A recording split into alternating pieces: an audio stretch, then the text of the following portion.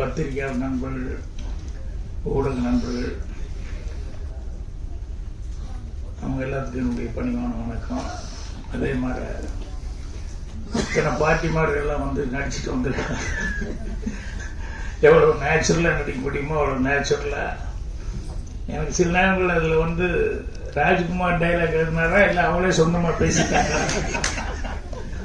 அப்படிங்கிற அளவுக்கு சந்தேகம் வந்தது. அந்த அளவுக்கு ரொம்ப இயல்பாக வந்து பண்ணியிருந்தாங்க. எல்லாத்துக்கும் மேடையில் இருக்கிறவங்க எல்லாத்துக்கும், முன்னால் இருக்கிறவங்க எல்லாத்துக்கும் என்னுடைய பணிவான வணக்கத்தையும் புத்தாண்டு நல்வாழ்த்துக்களையும் முதல்ல சொல்லிக்கிறேன். நாளைக்கு ஒரு நாள் தான் இருக்கு, நாளைக்கு இல்லை. ஸோ இந்த புத்தாண்டில் திரைக்கு, தமிழ் திரைக்கு ஒரு சிறப்பான செய்தி, ஒரு சிறப்பான ஒரு இது நடந்திருக்கு அப்படின்னு சொன்னோம்னா அது வந்து இந்த ஆஹா இவங்க ஃபைண்டுன்னு சொல்லி இவங்க வந்து கிடைச்சதுங்கிறது.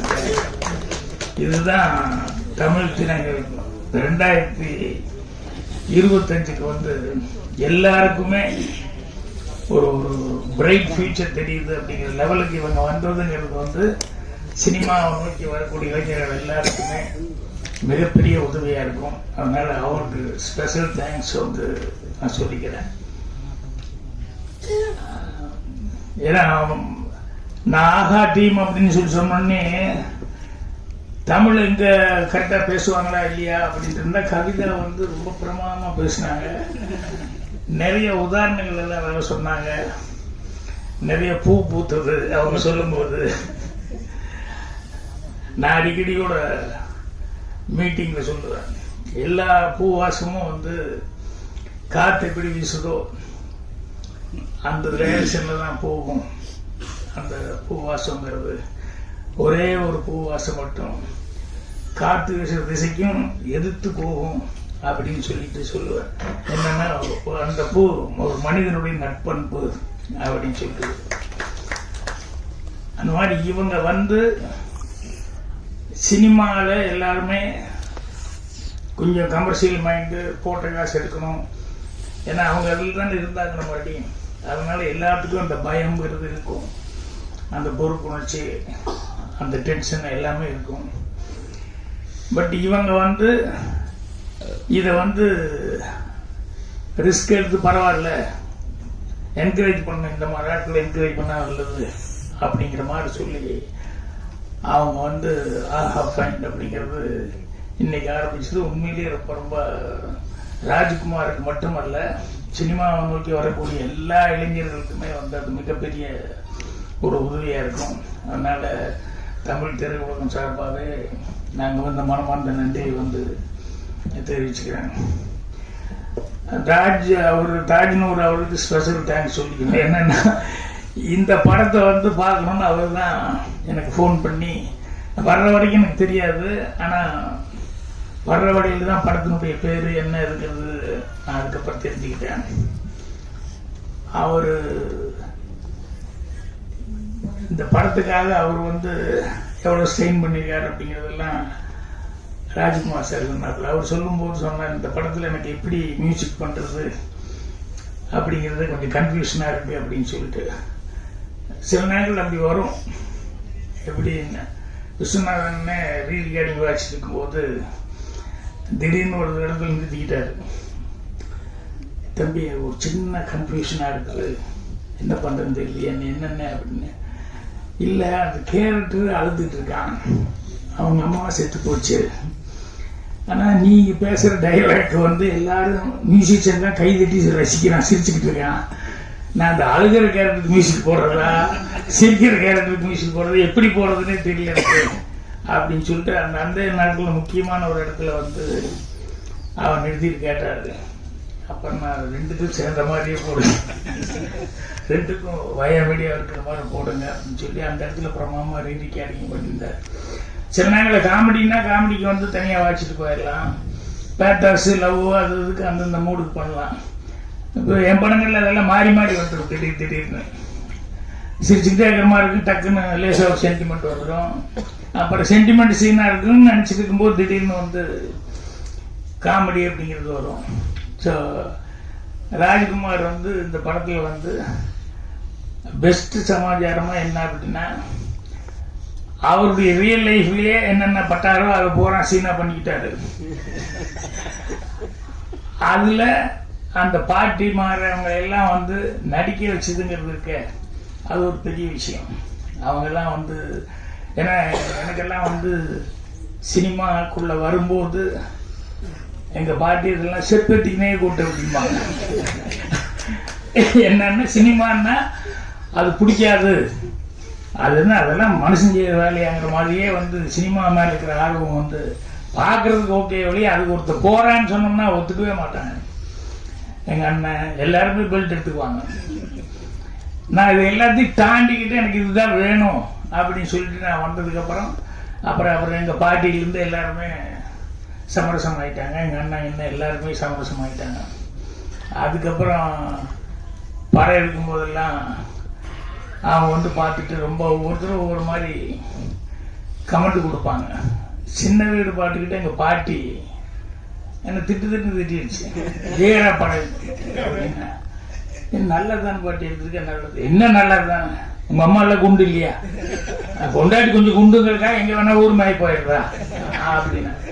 படத்துல நான் நடிச்சிருக்கிறேன் அப்படிங்கிறது தான் அவங்களுக்கு தாக்கம். நான் தான் கதை எழுதுனேன், நான் தான் டைரக்ஷன் பண்ணிக்கிறேன் அப்படின்னு சொல்லி அது அவங்களுக்கு இதே கிடையாது. நீ நடிகனா வந்து கரெக்டா இல்லை, வைஃப் இருக்கும்போது நீ எப்படி அது கொஞ்சம் குண்டுங்களுக்கா எப்படி நீ இப்படி எல்லாம் பண்ணலாம் அப்படி இப்படின்னா அவங்களுக்கு புரிய வைக்க முடியல. அதோடு நிறுத்திருந்தா பரவாயில்ல, அடுத்த தடவை எடுக்கிறதுக்கு மேல முதல்ல என்கிட்ட கதையை சொல்லு பாட்டு. அந்த மாதிரி ராஜ்குமார் கதை சொல்றதுக்காக நிறைய இடத்துக்கு போவார் இல்லையா. நான் வந்து முதல் கண்டிஷனே சினிமா எடுக்கும்போது டைரக்ஷன் பண்ணும்போது என் ப்ரொடியூசருக்கு முதல் கண்டிஷனே, நான் யாருக்கிட்டையும் போய் கதை சொல்ல மாட்டேன், அதுக்கு சம்மதம்னா என்ன டைரக்டரை ஃபிக்ஸ் பண்ணுங்க, இல்லை ஃபைனான்சியர் வர்றாரு, டிஸ்ட்ரிபியூட்டர் வர்றாரு, இவங்க வர்றாங்க அவங்க வர்றாங்கன்னு சொன்னோம்னா அவங்ககிட்ட தான் கதை சொன்னேன். என் மேலே நம்பிக்கை இருந்தால் என்ன டைரக்டராக போட்டு எடுங்க. ஆனால் நான் யாருக்கிட்டையும் வந்து கதை சொல்ல மாட்டேன். படம் வந்து கடைசியில் பார்க்க சொல்லுவேன், படம் வந்து நம்பிக்கையாக அவங்களுக்கு பார்க்குற அளவுக்கு இருக்கும் அப்படின்னு சொல்லிட்டு. அது வந்து ராஜ்குமார்லாம் இப்படி சொல்லியிருக்கிறதுக்கான வாய்ப்பு இல்லை, தேடிக்கிட்டு தான் போயிட்டு இருந்தேன். எனக்கு அந்த வாய்ப்பு என்னன்னா, எங்கள் டைரக்டருடைய படம் 3 படமும் கண்டினியூஸாக சக்ஸஸ் ஆனதுனால எனக்கெல்லாம் வந்து அந்த நம்பிக்கைங்கிறது வந்துருச்சு.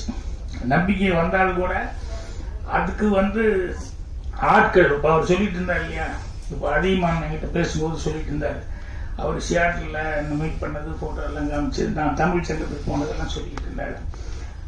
அவர் வந்து எவ்வளவு தூரம் வந்து இவருக்கு ஹெல்ப் பண்ணணும் அப்படிங்கிறதுக்காக வந்து அவர் ஆட்களை எல்லாம் பிடிச்சி இண்டிவிஜுவலாக வந்து ப்ரொடியூசர்களை எல்லாம் அவர் கரெக்ட் பண்ணிக்காரு அப்படிங்கிறது பெரிய சமாச்சாரம். அப்புறம் பசார் நம்ம திருநாவுக்கரசு அவர் இந்த படத்தை அவங்ககிட்ட எப்படியாவது காமிச்சு அவங்கள வர வைக்கணும் அப்படிங்கிறத வந்து அது எவ்வளோ சிரமப்பட்டு அவங்கள வந்து இந்த படம் பாருங்க அப்படின்னு சொல்லி. ஸோ அது உண்மையிலேயே சினிமாவில் இருக்கிறவங்க நான் சொன்ன மாதிரி வந்து கமர்ஷியல் மைண்டாக தான் பார்ப்பாங்க. என்னன்னா போட்ட காசு வருதா, அதுக்கு உத்தரவாதம் இருக்கா அப்படிங்கிறத எல்லாருமே பார்ப்பாங்க. நல்ல படம் எடுத்தால் கூட சில நேரங்களில் வந்து கையை கடிச்சுட்டு என்ன பண்ணுறது அப்படிங்கிறதுனால இது ஜனங்கிட்ட போகுமா போகாதா அப்படிங்கிற ஒரு குழப்பம் இருக்கும். ஜனங்கிட்ட போகிறது அப்படிங்கிறது போனால் தானே தெரியும் நல்லா இருக்கா இல்லையாங்கிறது, போகாமையே எப்படி தெரியும். ஸோ அதனால் இது வந்து அவங்க வந்து அந்த பாட்டி இவங்கெல்லாம் வந்து நடித்தது, அந்த ரியலாக இருக்கக்கூடிய சில ப்ராப்ளங்கள் அதெல்லாம் வந்து பார்த்துக்கிட்டு அந்த கதையோடு ஒட்டி வந்து இவங்க பார்த்து, இல்லையே அது நல்லா தான் இருக்குது, அங்கங்கே சிரிப்பு இருக்குது, அங்கங்கே சென்டிமெண்ட் இருக்குது அப்படின்னு சொல்லிட்டு இது எல்லாமே வந்து இந்த ஆஹா டீம் வந்து பார்த்து செலக்ட் பண்ணுறதுங்கிறது இருக்குது. அதுதான் கிரேட். அதனால தான் வந்து இந்த ஆஹா ஃபைண்டுங்கிறதுல ஃபஸ்ட்டு படமாக வந்து ஒரு நல்ல படம் பயோஸ்கோப்புங்கிற ஒரு படத்தை வந்து ஃபஸ்ட்டு படமாக செய்கிறாங்க. அந்த ஃபஸ்ட்டு படமாக செய்கிறது அளவுக்கு படமும் வந்து ராஜ்குமார் வந்து நல்லா சிரமப்பட்டு அந்த ரியல் லைஃப்பில் இருக்கிற கேரக்டர்ஸே எல்லாத்தையும் பிடிச்சி போட்டு பண்ணனா.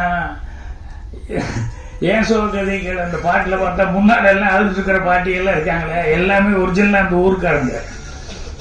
கூப்பிட்டு என்ன பண்ண பாக்கியம் அப்படின்னா, ஒன்றும் இல்லை கொஞ்சம் அப்படியே அழுதுட்டு உட்காந்துருக்குன்னு நீங்கள் முன்னால் அப்படின்னா, எதுக்கு அழுகுறதுங்க, எப்படி அழுகிறதுன்னு கேட்டேன். ஒன்னிலையும் கண்ணில் போட்டோம்னா எரிச்சலாக அதுலேயே வந்து அழுது பாட்டுருக்கேன்னு சொல்லி டிசைன் கொஞ்சம் புரியா எல்லாத்துக்குன்னா, ஐயோ இது என்னத்தை போட்டு இவ்வளோ தூரம் எரியுதுன்னு பேசாமல் உட்காந்து அப்படியே பாருங்க நாங்கள் பாட்டு பாடுவோம் அப்படின்னு சொல்லிட்டு. ஸோ அந்த அந்த மாப்பிள்ளைக்கு தோணுனா வந்தவனை வந்து கூப்பிடுறது, ஏப்பா ஒரு நல்ல பையனாக கூப்பிட்டு வர்றது இல்லையா, மாப்பிள்ளை இப்படியா கூப்பிட்டு வருவாருன்னு சொல்லி சொல்லுவாங்க. அதெல்லாம் வந்து ரியல் கேரக்டர். இப்போ நான் கோபிகா தான் மறுபடியும் ஷூட்டிங்கு போகும்போது அடுத்த ஜென்ரேஷன் இவங்கெல்லாம் வந்திருப்பாங்க இல்லையா, அவங்களுக்கு அந்த குழந்தைகள்லாம் பார்த்தது இல்லை. சினிமாவில் வந்து இப்போ அந்த வில்லேஜுகளில் சில நேரங்களில் ஃபோட்டோ கூட எடுத்து வச்சுருக்க மாட்டாங்க. இப்போ இந்த படம் வந்து பார்க்கும்போது அந்த பாட்டு போட்டோம்னா இதே இதுதானே அவங்க அப்பத்தான் அவங்க இவங்கன்னு சொல்லி எல்லாம் காமிக்கிறது இருக்கு. அதில் அவ்வளோ ஒரு சந்தோஷமாக அவங்க வந்து காமிச்சிக்கிட்டு இருப்பாங்க. அந்த மாதிரி விளக்கு வச்ச நேரத்தில் பாட்டில் என் அசிஸ்டன்ட் பவானி அவங்க தாத்தா பாட்டி அந்த ஓப்பனிங் சீனுக்கு அந்த விளக்கு வச்ச நேரத்தில் பாட்டு கொடுக்குறதுக்கு முன்னாடி அந்த சோறு விட்டுறதுக்கு அந்த ஒரிஜினல் தாத்தா பாட்டி இது பண்ணால் முதல்ல பாட்டியில் ஓகேன்ட்டுருச்சு. தாத்தா வந்து அரிசல்ல இங்கே உள்ளே வந்து அவ்வளோ தூரமெல்லாம் நான் வரமாட்டேன், நான் போ அப்படின்னு சொல்லி நீ போயிட்டு வா அப்படின்ட்டுச்சு. அப்புறம் பாட்டி கூப்பிட்டா அவர் இல்லாமல் நான் மட்டும் வந்து யாருக்கோ சோறு விட்டுருக்கு நான் இங்கே வர்றேன் அப்படின்னு, அதில் வரமாட்டேன் அப்படின்னு சொல்லிட்டு அப்புறம் 2 பேர்த்தையுமே ஒரிஜினல் பேரையே வந்து கஷ்டப்பட்டு எடுத்துகிட்டு போய் கடைசியில் ஷார்ட் எடுத்தோம். ஸோ அந்த மாதிரி ரியல் கேரக்டர்ஸு சினிமாவில் பார்க்கும்போது வெள்ளாப்பட்டி சிங்காரம் மாதிரிலாம் அவர் ஏன் அவ்வளவு தூரம் இருந்ததுன்னா எனக்கு தத்ரூபமாக அந்த மாதிரி கேரக்டர்ஸ் தான் இருக்காங்க. சூர்யா சித்திரங்கள்ல அதே மாதிரி அந்த டெய்லர் கேரக்டர்லாம் பார்த்தோம்னா ஒரிஜினலாகவே அந்த மாதிரி பேசிட்டு இருக்கிற கேரக்டர்ஸ் இருக்காங்க. ஸோ இதெல்லாம் சினிமாவில் வைக்கும்போது கண்டிப்பாக ரசிப்பாங்க அப்படின்னு சொல்லிட்டு ஒரு நம்பிக்கையோடு நம்பிக்கிறேன். ஆனால் என்னென்னா டேஸ்ட் வந்து ஒவ்வொருத்தருக்கும் ஒவ்வொரு மாதிரி இருக்கும். சில பேர்த்துக்கு சில கதையை சொல்லும்போது என்ன சார் இது இப்படி இருக்குது அப்படி இருக்குது அப்படிமா, படமாக வந்து பார்த்தா தான் அதுக்கப்புறம் சரி அப்படின்னு சொல்லுவாங்க. ஸோ அதனால தான் நிறைய பேர் போய் கதை சொல்ல போகும்போது மாட்டிட்டு முடிக்கிறதுக்கு காரணமே என்னென்னா அவங்க வந்து டேஸ்ட் ஒன்றா இருக்கும், இவங்க கதை சொல்ல போகிறவங்க ரொம்ப நம்பிக்கையோடு இருப்பான், இது கண்டிப்பாக ஜனங்கிட்ட போய் சேரும் அப்படின்னு நம்பிக்கையாக இருப்பான். அது சிங்க் ஆகிறது சில நேரங்களில் ஈஸியாக இருக்கும், சில நேரங்களில் கஷ்டமாகவும் போயிடும். அதனால் ராஜ்குமாரை பொறுத்த வரைக்கும் அதிகமான மாறாட்கள் திருநாவுக்கரசு மாதிரி இவங்கெல்லாம் வந்து இருந்ததுனால இந்த ஆஹா டீம் கிடைச்சதுங்கிறது வந்து ஒரு மிகப்பெரிய ஒரு இது வந்து இவங்களுக்கு மட்டும் கிடைச்சதா இல்லை, நான் சொன்ன மாதிரி தமிழ் இண்டஸ்ட்ரிக்கே வந்து சின்ன படம் எடுக்கிறவங்க எல்லாத்துக்குமே இது வந்து மிகப்பெரிய ஒரு உதவியாக இருக்குது. ஸோ அதுக்கு வந்து ஸ்பெஷல் தேங்க்ஸ் சொல்லிக்கிறேன். ராஜ்குமார் படத்தை பற்றி நான் பெருசாக ஒன்றும் சொல்லணுங்கிறது, ஏன்னா படமே வந்து ரியலிஸ்டிக்காக இருக்குது, எல்லாரும் அங்கங்கே சிரிச்சுக்கிட்டு இருக்காங்க, பாட்டிக்கிட்டு எல்லாமே அவங்கவுங்க நடிக்கும்போது ஜனங்க ப்ரெஸ் ரியாக்ஷனே அந்த அளவுக்கு இருந்தது. ஸோ அதனால் நீங்கள் ஒரு இடம் மட்டும் நான் கொஞ்சம் ஃபீல் பண்ணிக்கிட்டேன். என்னென்னா இந்த ஜோசியத்தை பற்றி சொன்னீங்க இல்லையா, அது எல்லாருமே அப்படி தப்பான ஆட்கள் இல்லை. அதை வந்து நீங்கள் அந்த அந்த ப்ரொஃபஷனே அப்படின்னு சொல்லி எங்கா ஒரு இடத்துல பாயிண்ட் பண்ணியிருக்கலாம். ஏன்னா எல்லாத்தையும் நல்லது கெட்டதுங்கிறது இருக்கு. இப்போ இதெல்லாம் சாமி மாதிரி கடைசி வரைக்கும் சர்ச்சைக்குரிய பிரச்சனை தான், ஜோசியங்கிறது சர்ச்சைக்குரிய பிரச்சனை தான். ஆனால் எனக்கு தெரிஞ்சு ஜோசியத்தில் வந்து அந்த கணக்கு மேட்ச் அப்படிங்கிறத வச்சுக்கிட்டு சில பேர் சொல்லுவாங்க. அந்த மேட்ச்னு சொன்னது இவங்க எப்படி சொன்னாங்க அப்படின்னு சொன்னோம்னா எனக்கு ரொம்ப ஆச்சரியமா இருக்கும். நான் இப்போ 4 நாளைக்கு முன்னாடி கூட சொல்லிட்டு இருக்கேன். முரளி வீட்டில் வந்து என்னோட அசிஸ்டன்ட் தான் தமிழ் சிற்பி, அவர் வந்து கட்டமெல்லாம் பார்த்து அதெல்லாம் சொல்லுவார். முரளி வீட்டுக்கு போனப்போ முரளிக்கு அவங்க பையனுக்கு யாருக்கோ பாருங்க அப்படின்னு சொல்லி ஜாதகமெல்லாம் எடுத்து நிட்டினப்போ இவர் அப்படியே பார்த்துக்காரு. அவங்க பொண்ணு அவங்க என்னென்னா அந்த பொண்ணு சுத்தமாக படிப்பே வராது, இது தேராது, எப்படி கல்யாணம் முடிச்சுட்டா விட்டுற போகிறோம் அப்படிங்கிற லெவலில் அவங்க நினச்சிருந்தாங்க. இவர் போய் இவங்களுக்கெல்லாம் பார்த்துக்கும் போது இது பொண்ணு ஜாதகமா, ஆமாம் இந்த பொண்ணு டாக்டராக இருந்தது அப்படின்னா, இது 8ஆம் கிளாஸ் 10ஆம் கிளாஸ் தேர்றது ரொம்ப கஷ்டம், விளையாடுவீங்களா நீங்கள் அப்படின்னு சொல்லிட்டு யாருமே வீட்டில் நம்பலையா.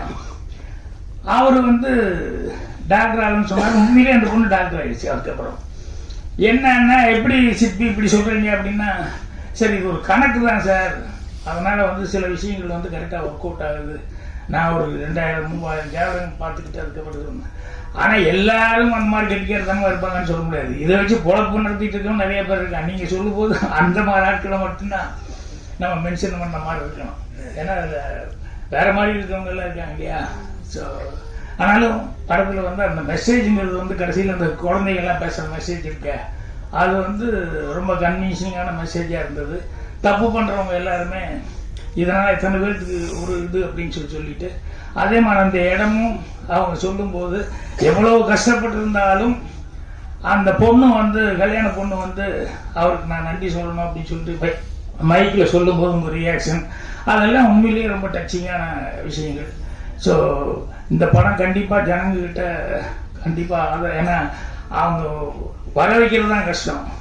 வந்துட்டாங்கன்னா ஆரம்பத்துலேருந்து கடைசி வரைக்கும் அவங்க சிரிச்சுக்கிட்டு ஜாலியாக என்ஜாய் பண்ணி படம் பார்ப்பாங்க.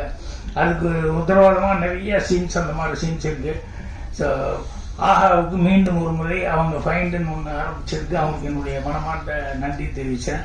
அவங்களும் இந்த புது வருஷத்தில் 2025 அவங்களுடைய லேண்டிங்கும் ரொம்ப நல்லா இருக்கும். அவங்களால நிறைய பேர் இன்னும் நிறைய பேர் ராஜ்குமார் மாதிரி எல்லாரும் வந்து ரொம்ப சிறப்பான முறையில் பண்ணுவாங்க. பத்திரிகையாளர் அவங்களுக்கு வந்து ப்ரெஸ் ஷோவுக்கு வந்து போடுறதுங்கிறதெல்லாம் இப்போ ரேர் ஆகி போச்சு.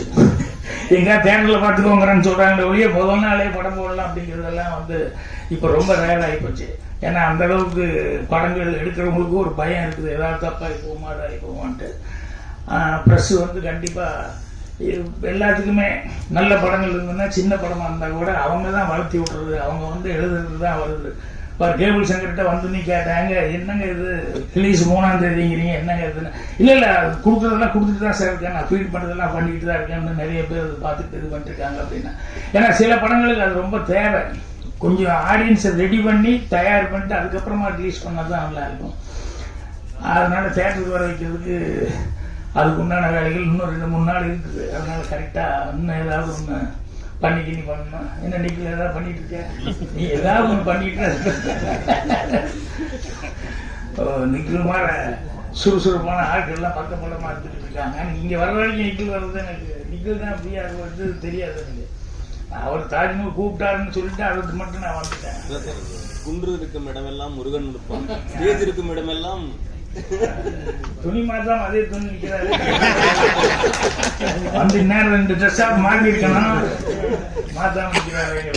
ஸோ பத்திரிகையாளர்கள் கண்டிப்பாக உங்களுடைய நல்ல ஆதரவை வந்து இவங்களுக்கு படத்துக்கும் கொடுக்கணும்,